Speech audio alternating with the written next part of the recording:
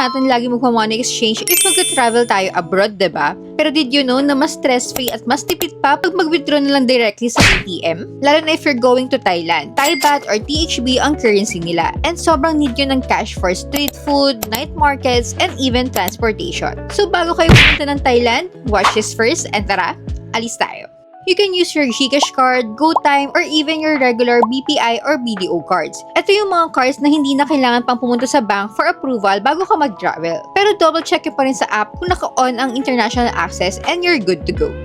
So for tip number 1, most Thai banks charge 220 baht per withdrawal. Nasa 350 pesos din yun, kaya sayang. Pero look for Aeon Bank ATM. Sila yung pinakamura at 150 baht lang ang fee.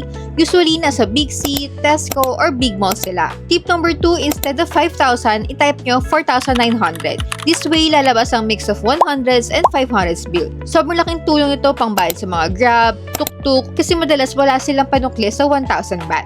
And tip number 3, kapag tinanong kayo ng ATM, continue with conversion or accept conversion, always select decline. Bakit? Kasi kapag nag-guess ka, yung local bank ang magde-decide ng rate at mas mahal yun. Your home bank back in the Philippines will give you a much fairer exchange rate. Kaya instant tipid. Save yourself from the long lines and just go for the ATM instead. Ready na ba mga travel fans nyo? Follow me for more Thailand trips and itineraries. Kaya tara, alis tayo!